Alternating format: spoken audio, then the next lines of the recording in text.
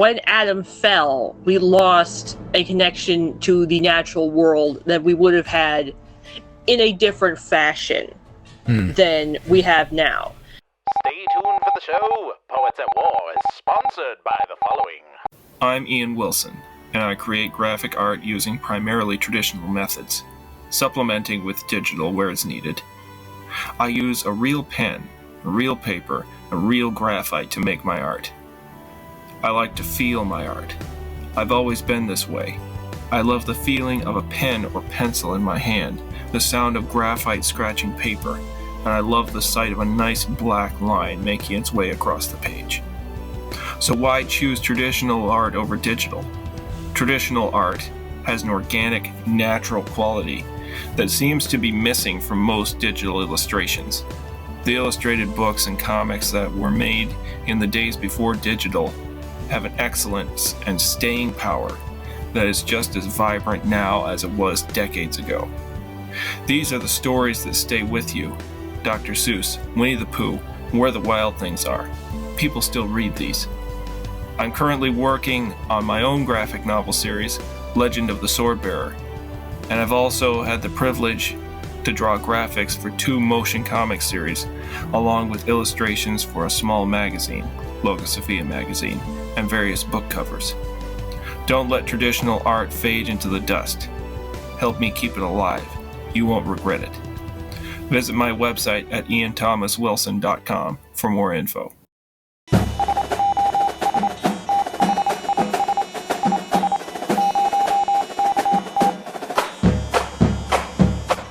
Greetings, fellow soldiers. Today on the show we have T.K. Wilson, author of the new book, The Chronicles of the Hidden People, The White Raven, on to talk about all things trees.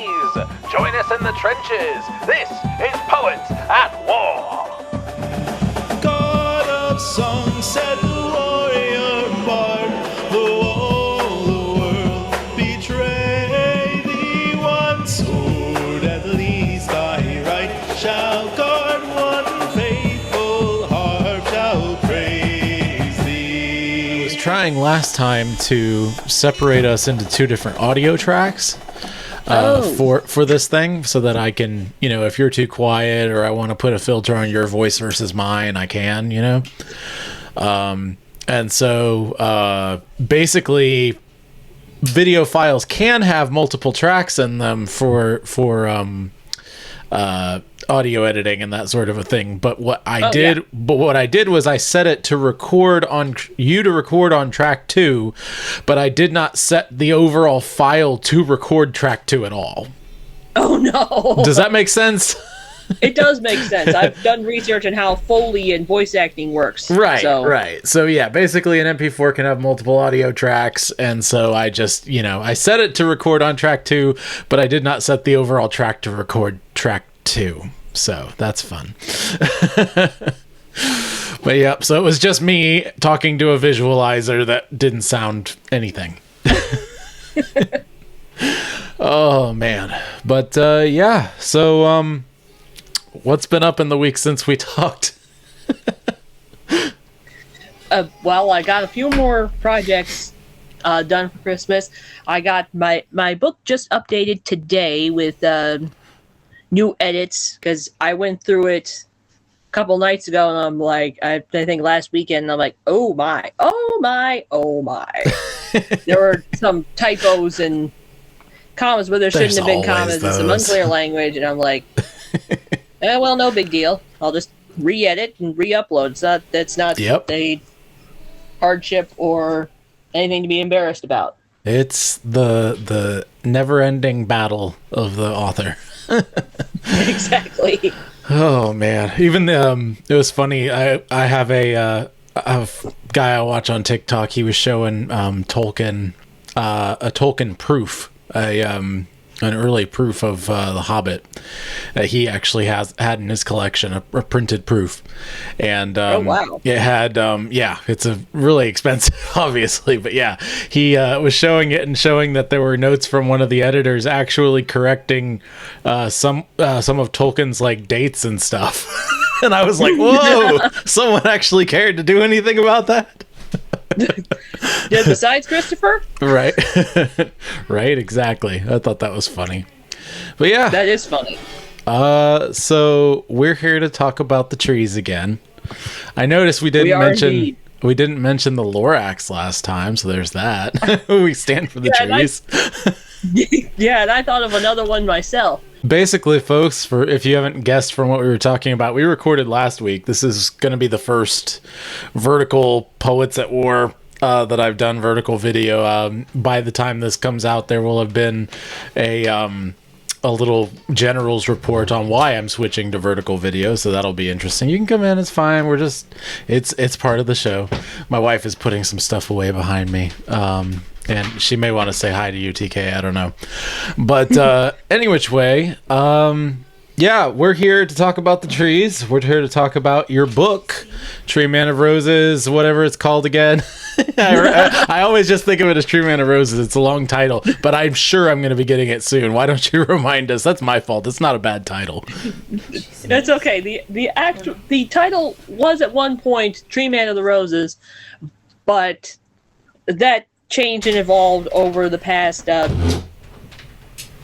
maybe 3 to 5 years, and now the title is Chronicle of the Hidden People, Volume 1, The Book of the White Raven. Mm-hmm. And it will be available soon for, probably by the time you get this all uploaded to Poets at War, it'll be available for paperback. And when it is, we'll right make sure it's to Kindle only. And when it is available, I'll make sure to put it in at least the YouTube description, if not the podcast show notes as well. I can't put it everywhere, but I'll put it where I can. So absolutely, that's not a problem. So you all at least go check out the YouTube description or the podcast show notes. We'll make sure to put it there. So yeah, well, I'm excited about that. I'm excited to read it and check it out. I know we haven't talked about it yet, but if you're looking for an audiobook, we can definitely work on barter, like I do with Ian, and we'll get that figured out. If you have someone else, it's totally fine. But yeah, I mean, I'm excited about it. I've been excited about your work for a while now. Seeing some of Ian's art, his concept art for these characters that you've created, knowing that your affinity for nature fantasy is through the roof and really, really top notch when you put your mind to it. I'm just really excited about that. So let's delve back in to some of the inspiration, I guess, for these characters. We went through this one time, so maybe you can you have it kind of down now. So go ahead and hopefully you get more interviews like this too. Go ahead and talk about your inspiration for your book. One of the oldest ones I can think of is, of course, Chronicles of Narnia, and Lord of the Rings. But I mean, people say that that's basic, you know. I mean, it's the best. People kind of mock you if you say your work was influenced by Narnia and Lord of the Rings, and I'm like, and? Right. No kidding. No kidding. But then there's the Redwall books by Brian Jakes, which is, you know, that's from the poem I recited while you were testing this was from Redwall.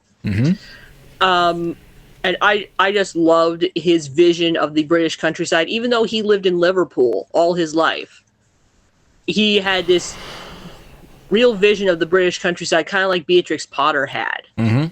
Only much more violent than Beatrix Potter, obviously. Right. But his vision and description of the British countryside and the animals and plants that live there was a huge inspiration. And then did you ever watch Gargoyles? That's one of those. That's one of those shows that I was not allowed to watch, but I've attempted to rewatch a few times. I've gotten a few episodes in and always get busy. Yeah, I'm gonna get back to it eventually. But yeah, I'm very familiar with it overall. Yeah, I wasn't allowed to watch it eventually either. Once they got into the Weird Sisters and stuff like that. But I remember that one very distinctly from when I was a kid, and I just loved the idea of these magical creatures hiding in plain sight. And that also feeds into my story. The latter part of the Book of the White Raven is set in the human world. Mm-hmm. Like the last 3 chapters, I believe. And then another big influence was on that end of things was the 1987 TV series Beauty and the Beast, which was also urban fantasy. Mm-hmm. And it's set in New York. New York's had a lot of problems. Yeah. So, New York is an interesting place when it comes to fantasy. Yes. It's like it's used as like the anti-fantasy place more oftentimes than not, and yet it's like, you know, it almost feels wrong to cast it in that light, whether it's New York City or New York State. Like, New York is its own weird separate fantasy. It's not an anti-fantasy in my opinion. No. But that's a whole other thing.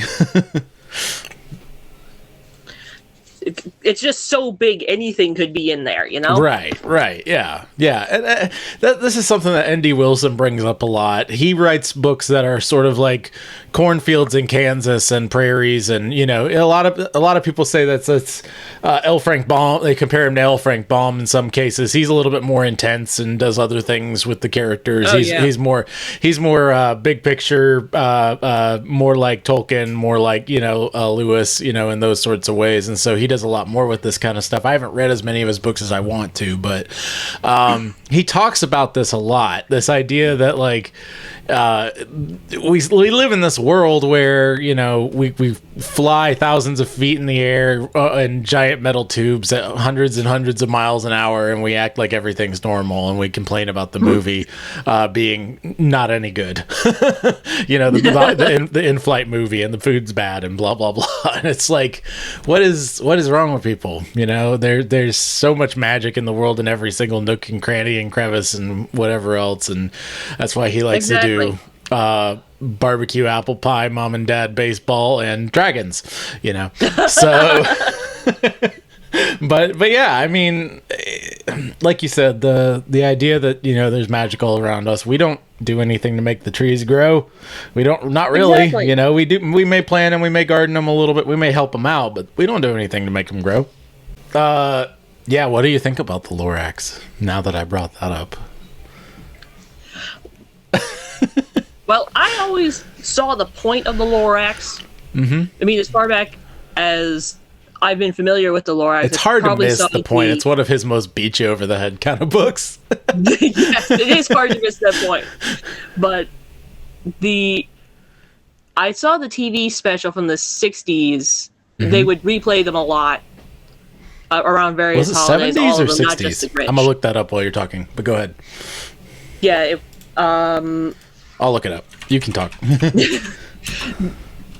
But that was the first time I became familiar with the Lorax, because my mom wanted to guide us through reading the Lorax. Mm-hmm. So, because he had a valid point. It was 1972. I was right. 70s. So I was not that far off. No, not that far off though. Go ahead. Yeah, the Lorax is one of those books where you have one of two reactions. You either understand it or you hate it.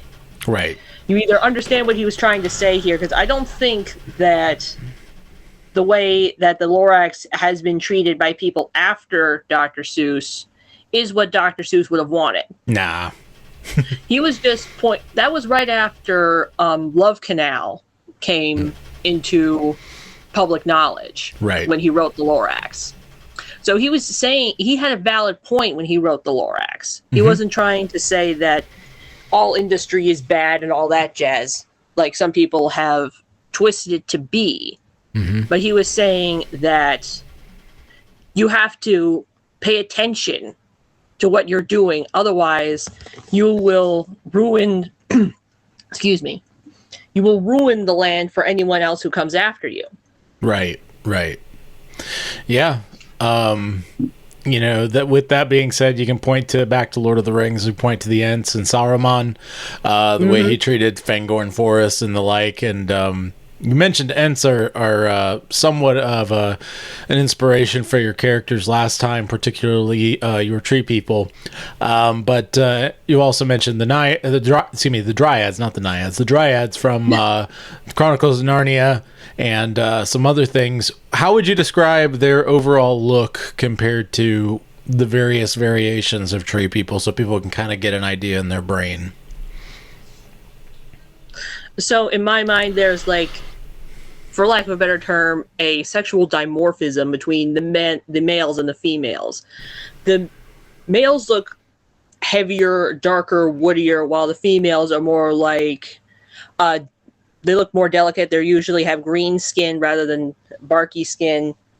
They're more like what you see in the Chronicles of Narnia, as far as the Dryads go. Except they all have green skin, and they all look very different depending on what their tree species is. Mm-hmm.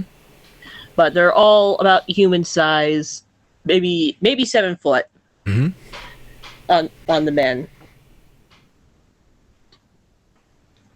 And they all have like various standards of dress, for lack of a better term. It's decorative leaves that they grow, but some of them like wear a tunic like you see on, I think it's Bacchus in Chronicles of Narnia, that little toga looking thing, or some of them wear like full on elf type robes like you see Elrond wearing in the Lord of the Rings movies. It all depends on the personality of the individual character. And one thing I borrowed from Tolkien is they all have like green or amber colored eyes. And then from the book and movie The Last Unicorn, I also borrow the unicorn's trait of seeing, when you look into the eyes of the unicorn in The Last Unicorn, you can see her forest and the creatures she cares for in her eyes, rather than your own reflection. And that's a trait that the Dryads have, is that you can see their plants and the nature around them rather than yourself when you look in their eyes. Right. Yeah, picked from a nice little buffet of stories there. That Last Unicorn is one that I still need to watch. I need to put a whole bunch of movies on my list, but yeah. Oh, it'll make you cry. No, I'm sure. There's so many like random 80s movies that I know are just going to make me bawl. Some people are going to just hit me over the head when I say I still haven't seen the Goonies yet. So, there's that. But I haven't seen it either, so we're in that same boat. Okay, well, there you go. I don't feel so bad now. All right. But yeah, so what do you think it is about tree people, some of the origins, obviously, so we can go back to the Green Man in Celtic mythology. We can go back to some of the other various tree spirits, dryads, Greek mythology, that sort of a thing, and further back. What do you think it is about wanting to, in our imagination, fellowship with... I mean, obviously, we already have somewhat of a fellowship with animals, right? Mm-hmm. We have a fellowship with the insectoids, the birds. We have all kinds of fellowship with them and interaction with them. Why do we want to have a deeper relationship with the trees? What do you think is there on a deeper level? I think that because when Adam fell, we lost a connection to the natural world that we would have had in a different fashion than we have now. Not just the animals, not just the bees and the birds and all the other insects, but I think that judging by the prevalence of fairy mythology around the world, fairy mythology being just a relative term for nature, spirit type things, that we lost something when we fell and have been trying to regain it by having these creatures in our minds, and I think that it's possible that they're real. No, yeah. And the thing is too, a lot of people we were talking about this in the Brood pretty recently. For those of you who don't know, we're going to be having a Brood bash, birthday bash on my birthday, December 30th. Still not sure about what time. It's not going to be live for listeners. But the Brood's going to get together and we're going to have a nice audio call. I don't know if I'll do video just because it's going to be way too hard to edit. But I might, who knows? And we'll just see how it goes and see what we can post. But we were talking about this in the Brood, that this idea of the various, nature spirits and that sort of a thing, even as a category separate from angels and demons, or at least tangentially related but different. There's a lot that goes on. We know that trees will, or the Psalms talk about the rocks crying out, the trees clapping their hands, all kinds of things of this nature, and nature. And it's one of these things where there's a lot more that we don't know about the world, not only pre-flood but pre-fall. And how all these things work together. And you seem to be mostly convinced that it is an actual connection to what was there pre-fall, which would make Lucy's walk through the trees in Prince Caspian that much more potent for many people, if that is in fact true. Exactly. Yeah, I have heard too many stories from people that I trust to say, no, this stuff doesn't exist. I mean, I would have at one point. Right. But now I'm like, I'm not sure. I'm not sure I want to know, because judging by all the mythology that we do have, it's not smart to go poking into their business. Right. It is not an intelligent move to go poking into business where you don't have any reason to be there. Tolkien was right. Right. We have, and the other thing is, we do have a preeminence over the other creation as God's image. Yes. And the fact is, whether we know we're doing it or not, there is a ruling happening over the trees now. And some of it's good, some of it's bad, and my guess is just be as kind as you can be, golden rule kind of stuff, and trust God for the rest. Exactly. With that being said, I know you had mentioned previously, we had gone into a little bit of discussion about a character from the Disney Aladdin. I know we've mentioned Disney Aladdin several times when the many times that we've talked. Did you want to get back into that and kind of go over that again? Oh, absolutely. Go right ahead. Well, so now Disney will try to bury this. Disney does not want to acknowledge the Aladdin TV series exists. Oh yeah. For whatever reason. Right up there with Buzz Lightyear's Star Command. Yeah, or that one either. So which really bothers me. Oh yeah. But there was this one episode, I saw it first when I was like 4, 5, 6 years old. Where it's called Garden of Evil, if you want to look it up on YouTube, which is the only place you can find Aladdin. The name of the episode kind of belies the message they were going for, but anyway, it was a pun.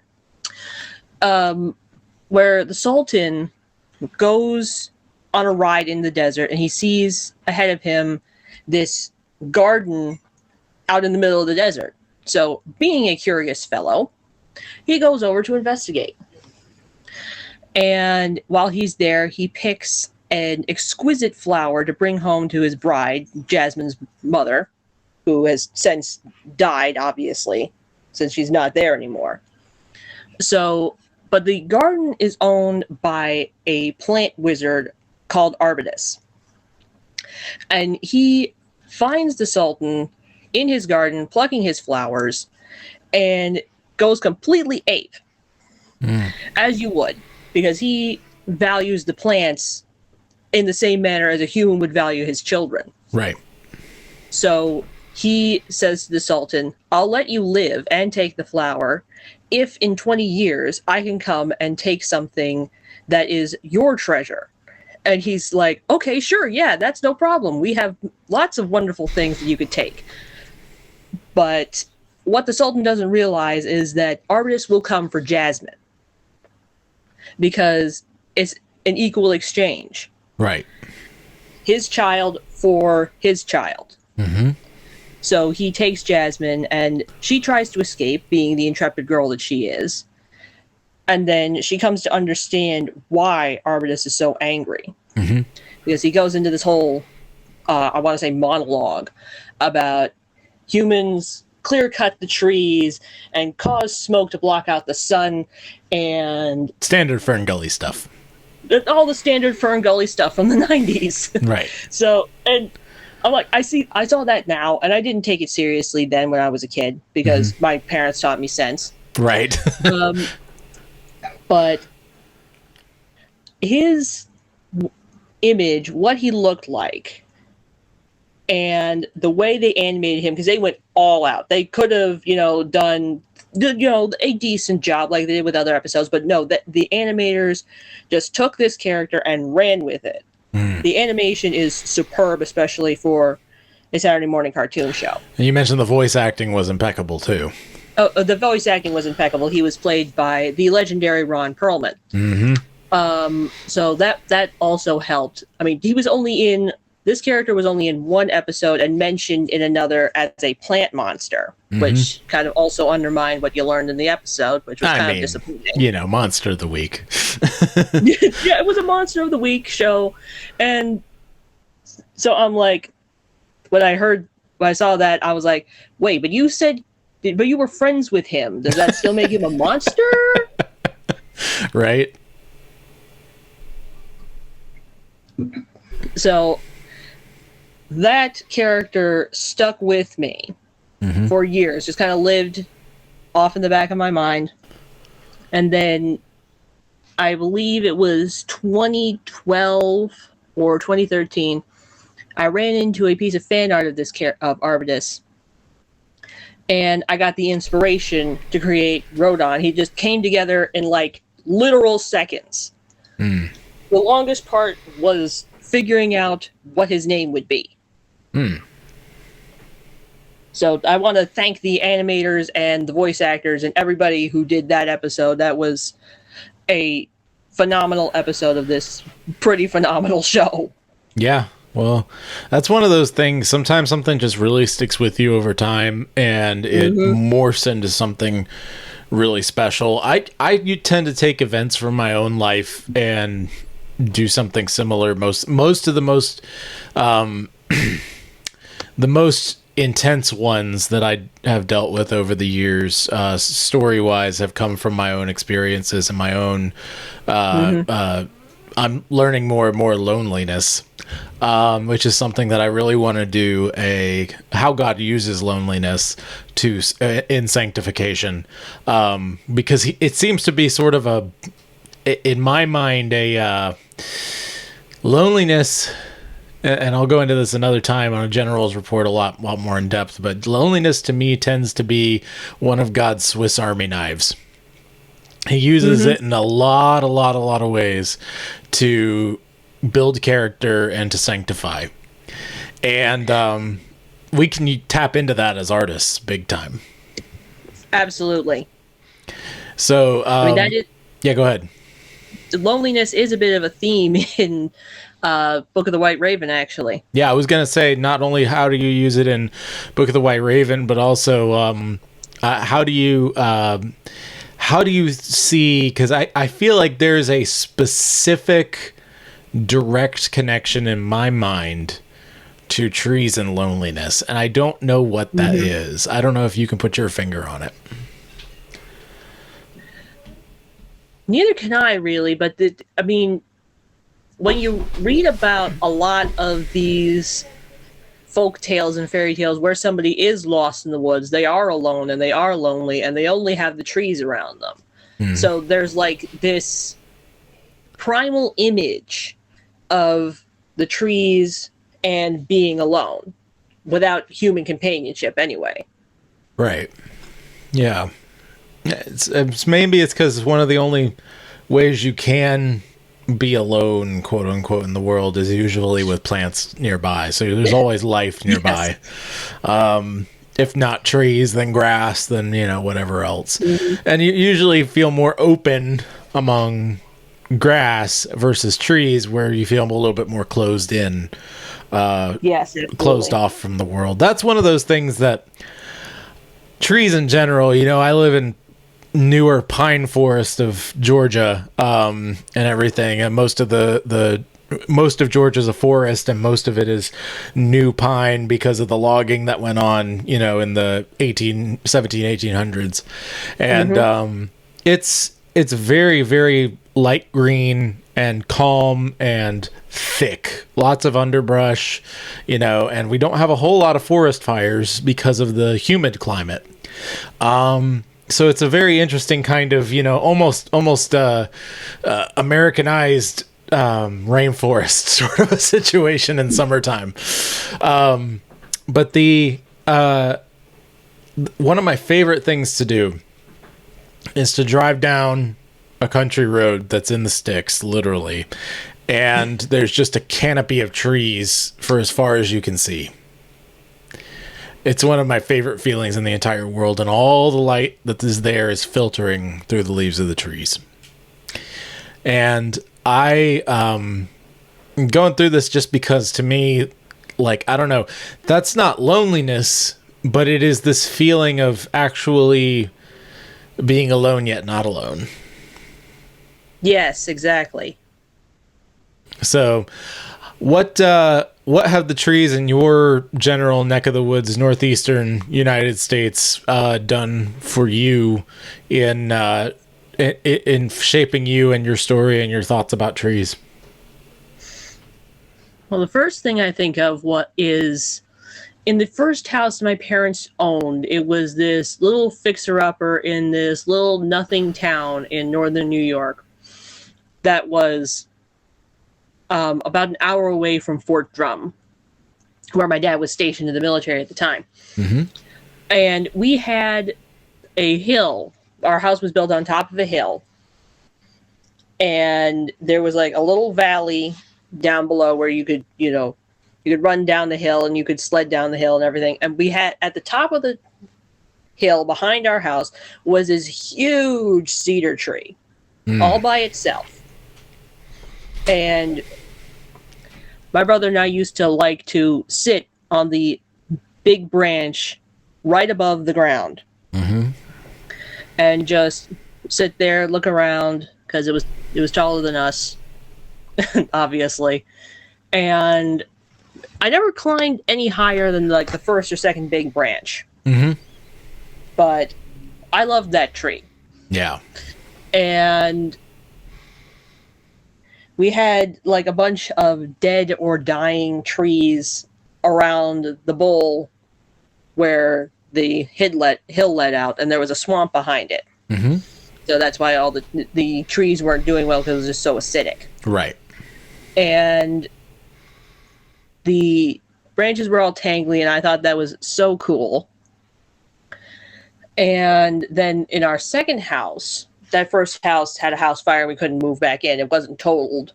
Right. But we sold it and bought another house. And in that house, we had a combination crabapple apple tree. Which was one of my favorite things when the flowers came out in the spring. And of course, we have your famous maples up here. And I remember when I was in science class reading about a lot of the threats for New York's forests with the invasive species. And I learned about a lot of the different trees and what they're used for here in the U.S. and here in New York, because apparently our ash trees are superior for making baseball bats out of. Yep. And that was a big thing with the emerald ash borer plague that we had a couple of years ago, was that we have to protect the trees, otherwise we won't have our famous baseball bats. And that's a big economy thing, yeah. Get the sports fans involved. And we have maple trees, which of course make maple syrup, which is one of our big exports up here. Yep. And we have I don't know if it's a sugar maple or what, but we have a big one in our front yard. So I just grew up loving the trees and loving flowers.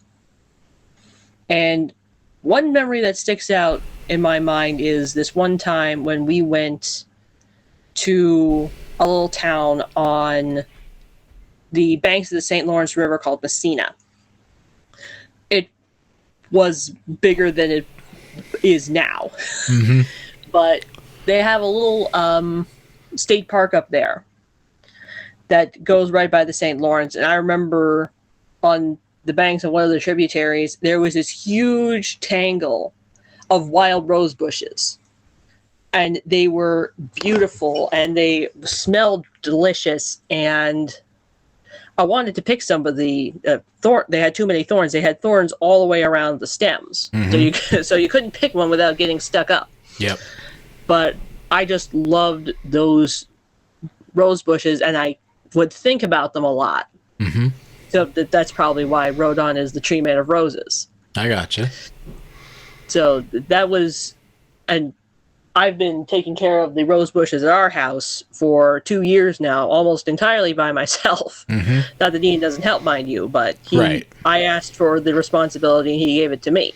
Mm-hmm. Yep. And they've been doing great. Not that I can brag, I didn't do much. Right. Right. That's all God's job.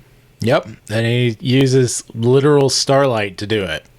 It's one of the coolest things, you know.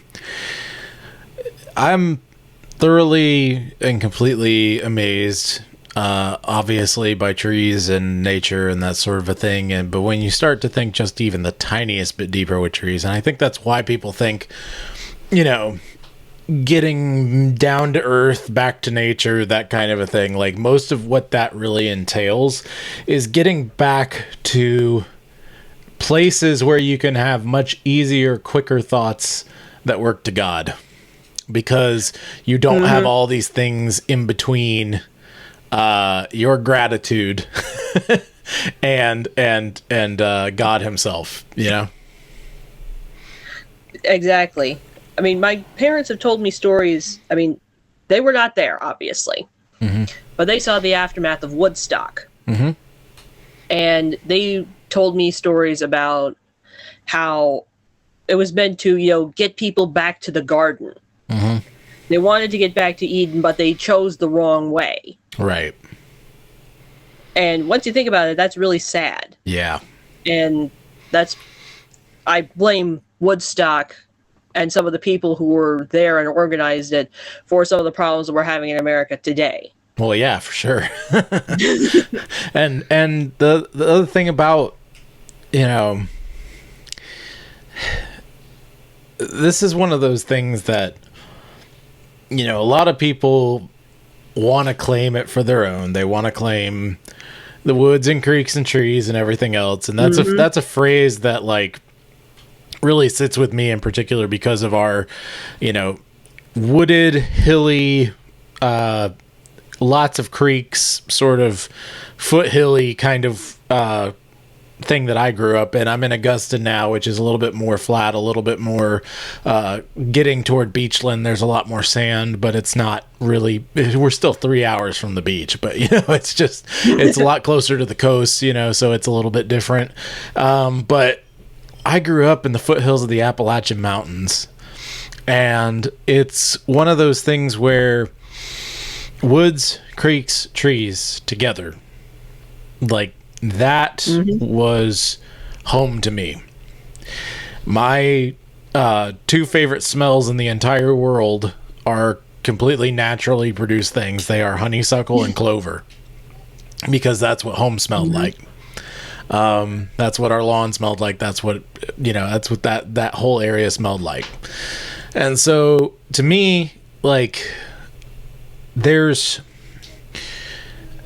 so much that's setting related to plants and trees, and it's almost as if plants and trees are, you know, a setting in themselves to a certain extent, But how do you take that, a set piece kind of, and obviously you anthropomorphize them, blah blah blah, but how do you take those aesthetics of the setting, such as roses, and incorporate them into character aesthetics?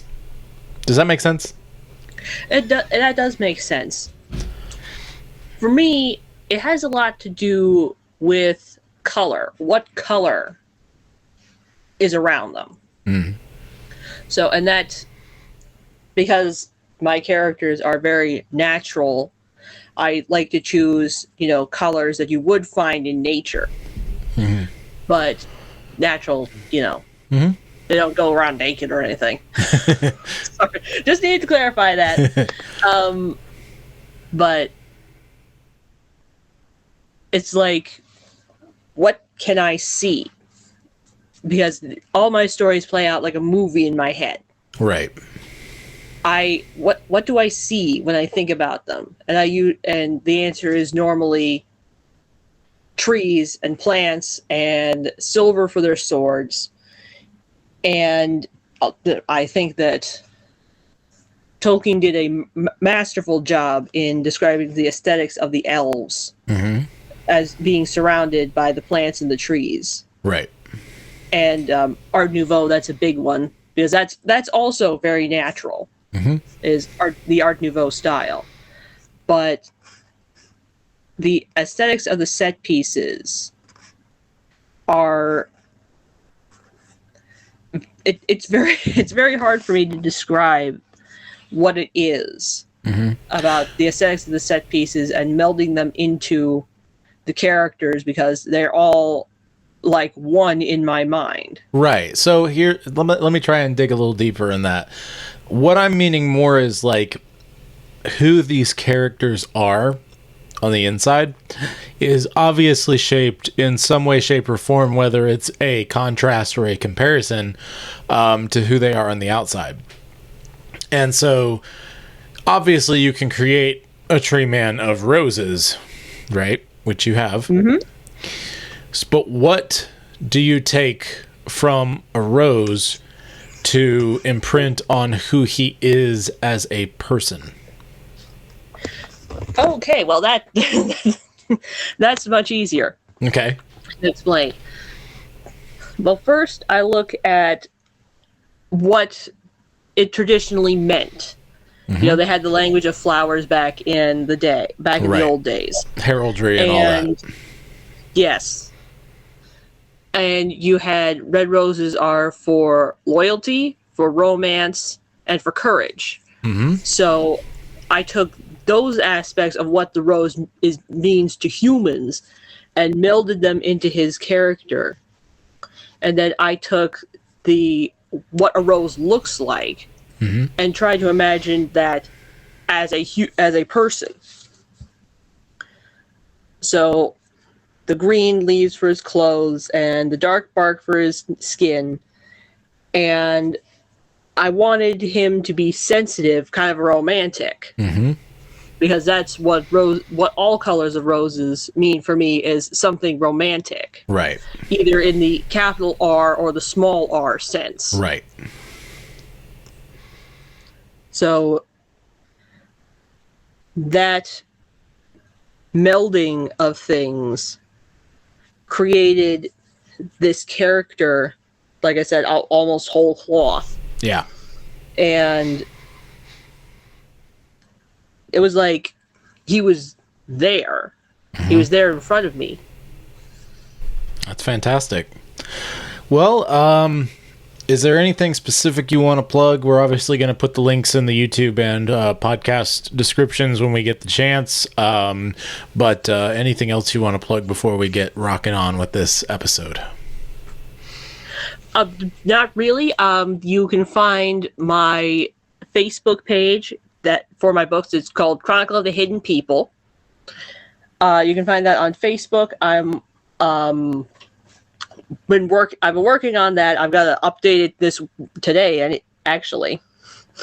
So I program everything in for a week prior. to when it needs to go out. So you can find me there. You can find me on Amazon. And I've been thinking about doing an Instagram, but I'm not sure. Okay. All right. Well, everyone, remember, be your family's bard. Do not turn to the right or to the left, and the Lord will be with you wherever you go. We'll see you next time in the trenches with the trees on Poets at War. God of song, said the warrior bard, though all the world betray thee, one sword at least thy right shall guard, one faithful harp shall praise thee. If these words awoke within you a stirring and radiant fire, please remember even a bard is worthy of his wages and hire. Go to joshuadavidling.com/support to support me and my family.